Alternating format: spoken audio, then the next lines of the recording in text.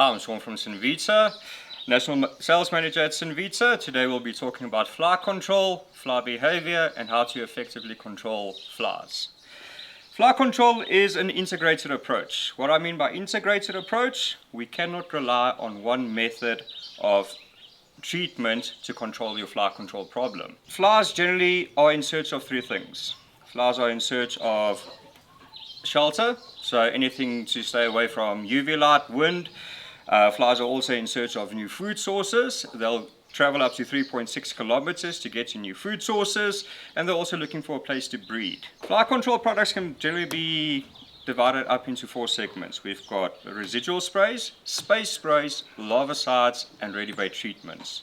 Residual sprays, as the name implies, they are designed to be applied to a surface, and there is a residual of the chemical that remains for longer periods of time. Then we've got ready baits that are applied more frequently. You've got space sprays as a direct contact insecticide. Space sprays are generally considered to be a giant form of aerosol, and that immediately knocks down your adult population. And then we've got larvicides to break the fly life cycle. The fly life cycle can be broken down into four segments. You get fly eggs, they become fly larvae become pupa become adult flies. This whole section takes about 14 to 30 days. In summertime we can expect it in about 14 days, and in wintertime we can expect it to go up to 30 days. This is where the colder it is, the less likely the larvae are to pupate in a rapid extent of time. Fly control, we've got various options of treatment for every section in the fly's life cycle. We cannot just rely on treating the adult fly population only. If you only rely on treating the adult fly population, you'll get maybe 20% of the flies, and the rest of the 80% will just continue their migration. Fly control is an integrated approach. You need various forms of treatment in order to get effective control. Hence why we've got residual sprays that are designed to remain on surfaces for extended periods of time.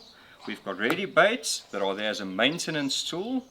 A maintenance tool is essentially there. You apply the bait every few days just to get the pheromone going and keep it fresh. And from there, the flies will be attracted to the pheromone. They come into contact with it, and from there we eliminate the population. We get larvicides to actually break the life cycle of the fly. And then we've got direct application, which is your space sprays, your aerosols. Those are designed for the adult fly population only. So all different active ingredient classes have a different mode of action, i.e. they've got a different mode of action in killing the insect, a different way of killing that insect. Residual sprays or synthetic pyrethroids, they'll kill the insect in hitting it over the head. A natural pyrethrum will shoot it with an arrow. All different active ingredient classes have their own way of killing that certain insect.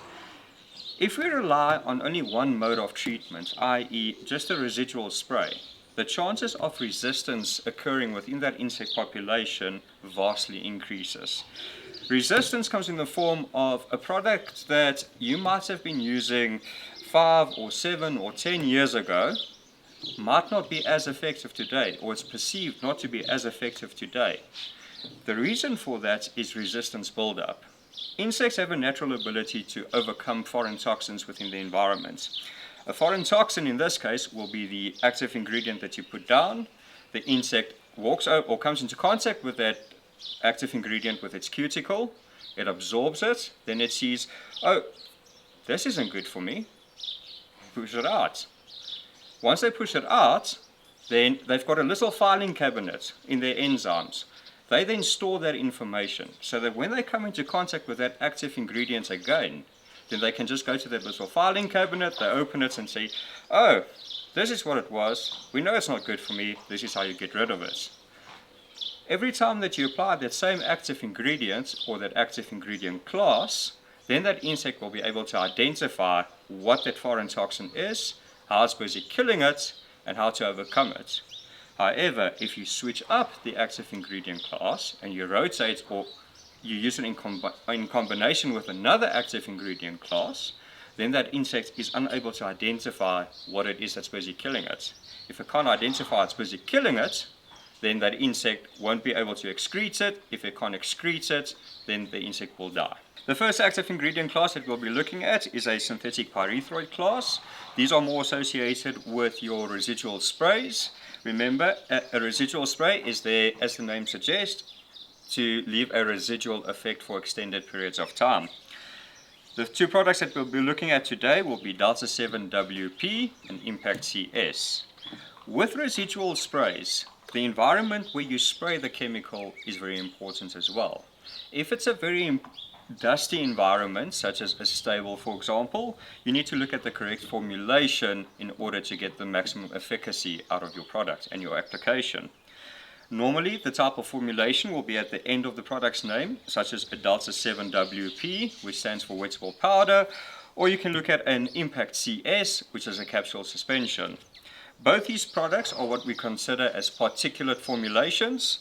A particulate formulation is essentially taking a magnet, dipping it into a bucket of steel filings or metal filings, and all those filings are bound together on the structure, they're all protected, and it makes it a lot stronger. A stronger formulation, such as a wettable powder or a capsule suspension, will yield a longer lasting efficacy. It's more protected from UV light and dust buildup. Why is this important? For any chemical to be effective, you need contact between the insecticide and the insect's cuticle. If there's limited contact or no contact between the insect's cuticle and your insecticide, then your treatment will not yield the efficacy that you are looking for. Delta 7, if we had to compare this or look at under a microscope, it's a very rocky, chunky, robust type particle. Once it's applied, you'll actually see the little powdered particles on the treated surface. Impact, however, very similar in characteristic to the wettable powder. Think of a little bubble or a little paintball ball. All the active ingredients is in that little paintball ball, and over time that cracks, it weeps, and then it releases fresh active ingredients. Both these products are particulate formulations, very strong, very sturdy, and a lot less susceptible to the likes of UV light and dust buildup.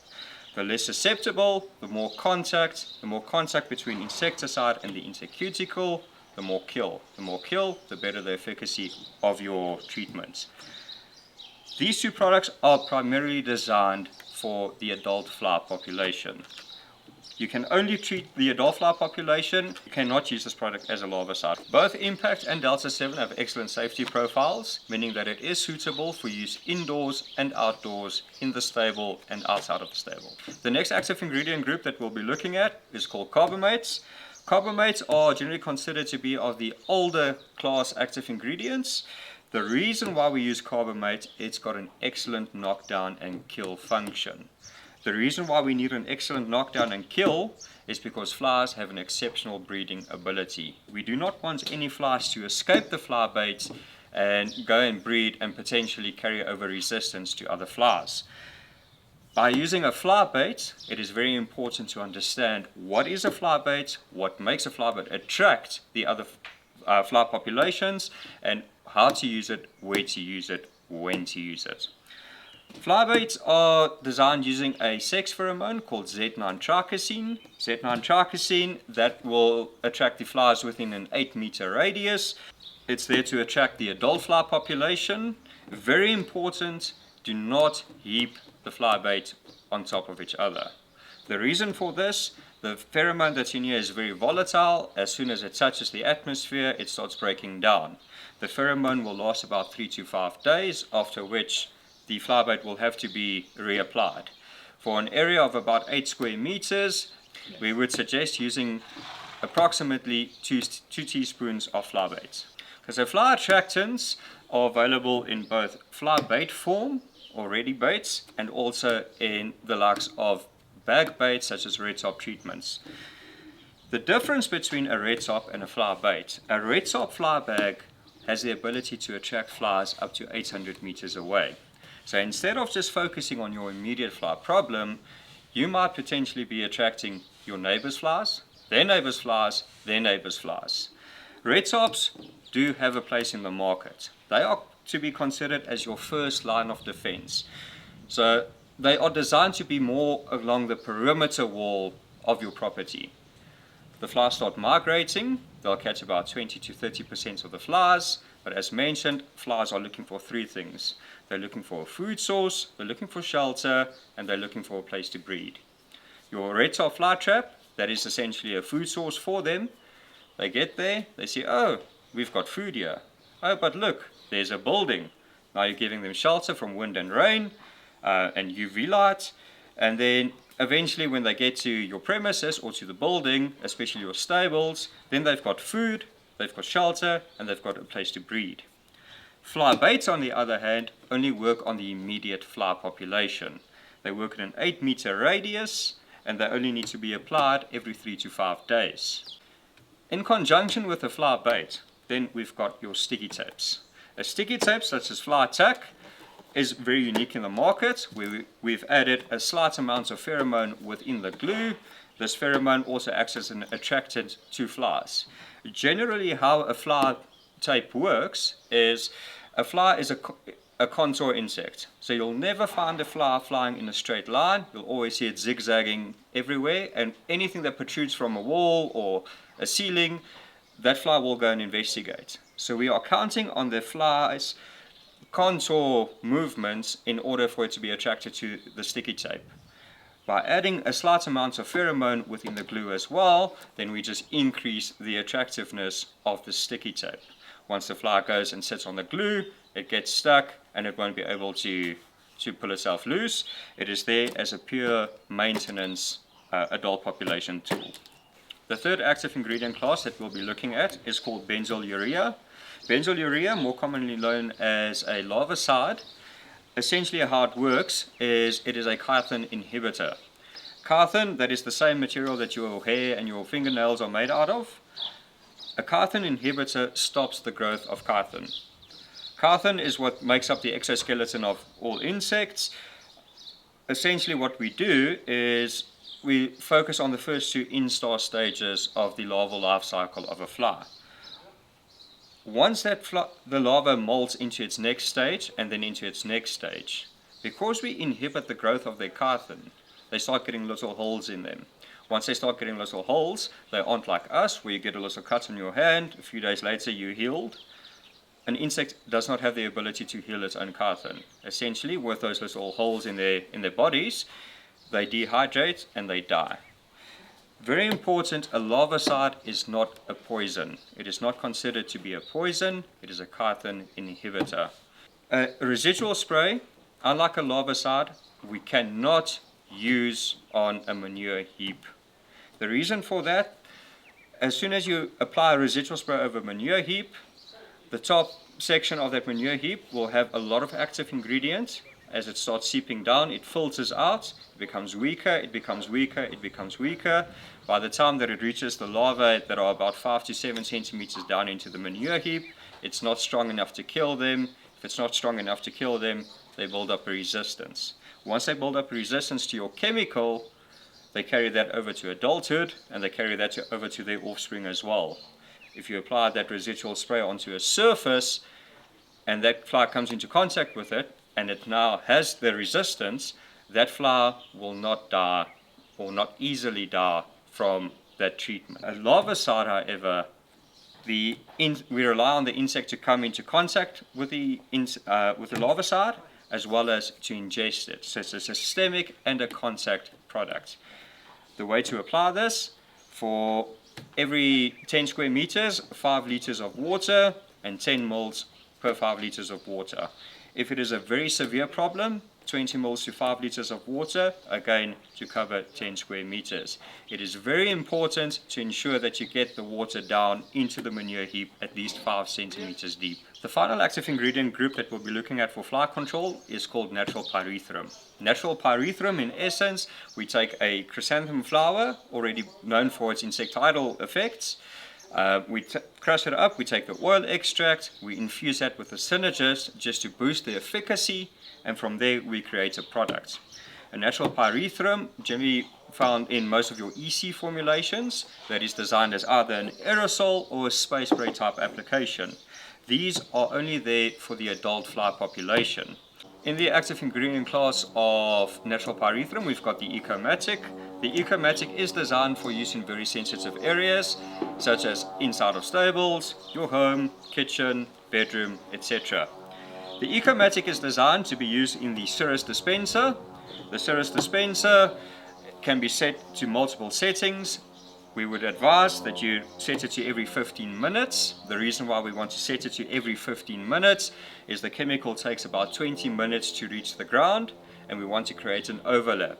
As soon as you create an overlap of chemical, then that does not provide any gap for any new insect to infiltrate the area. Height, we recommend that you place the unit 1.4 to 1.8 meters high for accurate dispersion of the chemical, and do not place it near any open windows, under air cans or any open doors.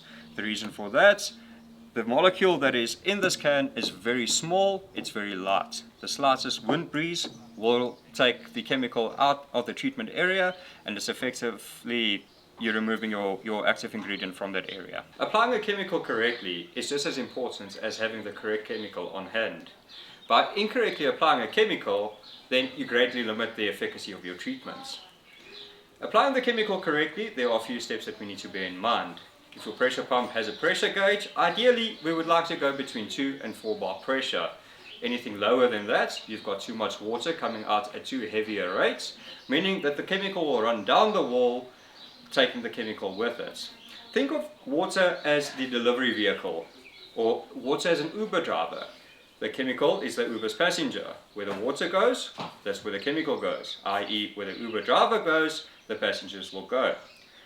Using the incorrect pressure, i.e. a lower pressure, will immediately have an effect of rundown against the wall. You'll have 20% coverage on the wall, and you'll have 80% on the wall floor junction. The flies cannot get to the wall floor junction effectively, limiting your exposure of chemical, leading to sublethal dosing. Sublethal dosing will then lead to resistance buildup. However, if the pressure is too high, then we get blowback from the wall. Blowback is when you apply the chemical to the wall, but the pressure is so high coming out of your spray pump that the chemical actually starts bouncing back. The chemical doesn't have a chance to sit against the wall. If it doesn't have a chance to sit against the wall, you have limited exposure, leading to sublethal dosing. Your ideal pressure will be 2 to 4 bar, or on a pump that does not have a spray pressure gauge, there we would go until it just starts getting too hard to pump. Effectively spraying a chemical requires a few steps. First, we've got our pressure correct, between 2 to 4 bar pressure. The second, the speed at which we spray. Ideally, we want to spray for every meter, it should be 2 seconds. And thirdly, we want to stay about 45 centimeters away from the wall. The reason for this, if you stand 45 centimeters away from the wall, you have adequate coverage and you'll get the correct deposit rates. The deposit rates, that's just the amounts of chemical that is available for the insect to pick up within a square meter. As a practical example, here we are 45 centimeters away from the wall. We've got our pump in hand. Now we count 1, 2, 1, 2, 1, 2. Do this until it becomes muscle memory. You pick it up very quickly and you will have long-term effective results in your fly control battle. Where to apply? Well, quite simply, you can apply Delta 7 and Impact on all the walls inside your stable. You only need to go up to about 1.8 meters high. If it doesn't allow you to reach as high, go as high as you possibly can. To effectively apply a chemical, we need to firstly remain 45 centimeters away from the wall with your lance. Focus on going 2 seconds for every running meter. So this is 1, 2, 1, 2. This will ensure that you've got the correct deposit rate. The deposit rate in essence is only the amount of chemical on the surface that you're treating available for the insect to pick up for every square meter. The better your deposit rate, the better the efficacy, the better the efficacy, the better the kill rates. It's very important to remember 2 seconds for every running meter. Might be a bit slow, but slow is smooth, and smooth is very effective. Covering the wall adequately. once we come down to the wall, it's not necessary to treat down onto the bedding itself. The reason for that, if there's any potential breeding happening within the stable, you do not want the chemical to reach over the bedding like this, because there's a chance that the chemical might seep down. If it seeps down, it weakens. There's not enough insecticide available for adequate kill, and from there it can lead to resistance. After the successful application of the residual spray within the stable, we can move towards the outside. We can treat on the outside walls, next to the door frame, on top of the door frame, as well as the stable doors. To complement the residual spray, we can make use of a fly tape. A fly tape, again, we rely on the contour nature of a fly, where it goes to investigate what it is that's there in its flight path. From there it will get stuck to the fly tape. That is just a maintenance tool to maintain the adult fly population. In addition to a residual spray and a fly tape, one can also use a maintenance tool such as a fly bait. We can either take a teaspoon and scatter the bait, or we can paint it on. Painting it on, relatively easy. We can take a Corex board, we can fasten it to a wall where the horses will not come into contact with the bait, and that bait then also needs to be painted on every 3 to 5 days. Similar to your scatter bait, the scatter bait needs to be applied every 3 to 5 days. The reason for that, as we mentioned, the pheromone attractant only lasts for a short amount of time. 1 teaspoon will be more than enough to cover an area as wide as this stable. As we mentioned earlier, we need an integrated approach to fly control. An integrated approach means that we also need to look at the fly life cycle and how to break it. In order for us to break the fly's life cycle, we need to affect the larval stage. The larval stage of a fly, that is where our larvicides will come into play. Larvicides are generally designed to be treated in and around your manure heaps. It is very important to get the larvicide down as deep as possible into that manure heap. The easiest way to apply is just to take a 5-litre watering can and ensure that you cover a 10 square meter radius with that 5-litre watering can. Why so much water? It's simple. We need to get the water as deep down as possible into where the larvae are. As mentioned, water is the delivery vehicle. If we can get that delivery vehicle down as deep as possible into the manure heap, your efficacy will be so much better. With larvicides, what we aim is we want the larva to start eating and to come into contact with the larvicide. In order for that to occur, the larvicide needs to meet the larvae, and then from there we can start with the carpin inhibitor process.